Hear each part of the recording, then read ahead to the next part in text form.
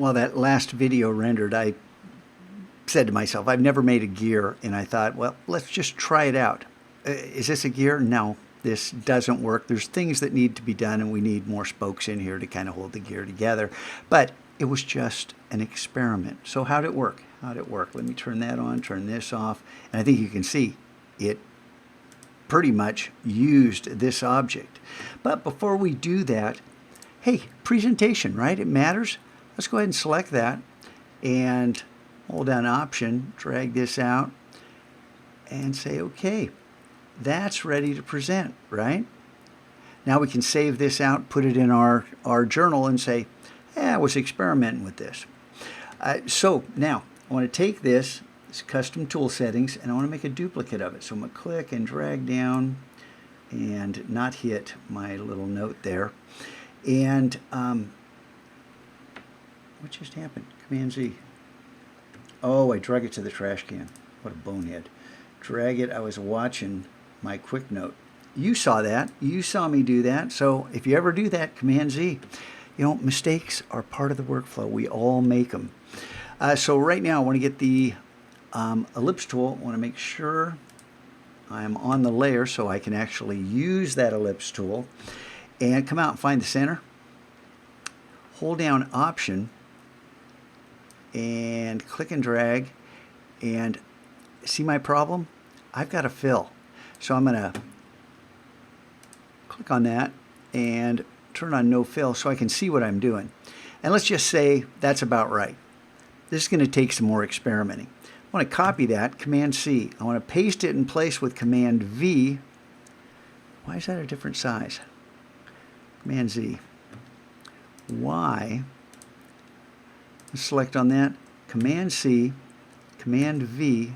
Oh, Command Z. Command F to paste in place. That's what we want. Now we got two of these. Yeah.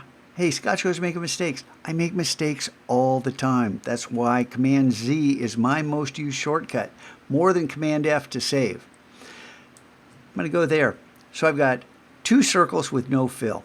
And I've got this weird star object, and it has a white fill. How about we get rid of that white fill on that star object just so our objects are the same.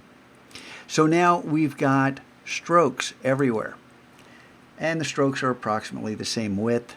And we can always adjust that, right? We can always adjust that. If we select them all, they are the same width. They're all 10 pixels. So bonus, that's what we want. Now, the question is, how do we remove everything from this? And in my experiments, I found that the strokes themselves, the corners started to mess up. And fixing that, there's a fix for it, but it's really complicated. An easier fix for it, these are strokes right now. Let's make them fills. And you might say, yeah, I don't think that can be done. Object, we have everything selected. Object, expand. And when you're doing this, if it says expand appearance, click on expand appearance and then click on object and come back down to expand.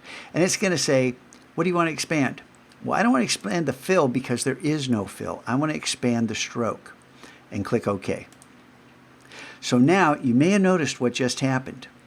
These, if I click on them, notice they're a fill, not a stroke. So I'm going to make sure everything's selected, and we could just, better way to do it is Command A.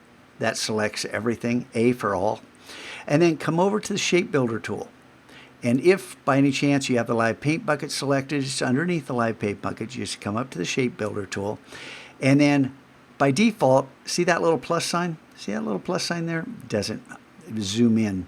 If we hold down Option, it's a minus sign. I'm just going to click and drag around the circle because I want to get rid of all those. And then I'm going to come in the center and drag around the circle because I want to get rid of all these. Now the next part, whoops, Option, drag, there we go.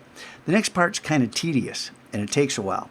So I'm going to, well, I would zoom in, but let's get this prepared for our fabulous show, right? So we can hit Command T. Oh, not Command T. That is Photoshop. Get the selection tool and hold down Option and Shift. Bring this up so we're where we're going to present this, and then go back to the shape builder. We have this all selected. Come back down to the shape builder, hold down Option, and then these are the gaps we want to remove, like right here, right here, right here. And these are the parts we want to be our gears. So you can see, you're going to go around this circle and slowly but surely build all this. And at the end, you're going to draw a circle on the inside. And maybe you're a little more careful and you draw the rest of the gears. But if I click to deselect, you're going to see there's the gears. And you saw they're made up of these individual little points. Well, if that really bothers you, you can use the shape builder in order to, let me zoom in on this so you can really see. I'm going to hold down Command to temporarily get the selection tool so you can see we got lots of different shapes here, right? Lots of different things going on. Well, with the shape builder tool, Command A, everything has to be selected. Then we come in with the shape builder tool, and we're just going to combine these objects. So if you're the type of person like me that would really bother, yeah, I'd get in here and do this. It would take me 5 minutes. Oh, 5 minutes. Hey, you want perfect? You want to be great? You want to be ordinary? Save your work, present your work, put it in your journal. Don't change the thumbnail sizes. Make sure that when you save this work, if I save this for the web, what size is it? 1152. Well, I don't want 1152. I want 1500. So it looks good. Scotchko said, 1500 was the max height. So there we go, 1500 pixels, JPEG high. Life is good. Your journal's growing and getting more worth looking at and more impressive.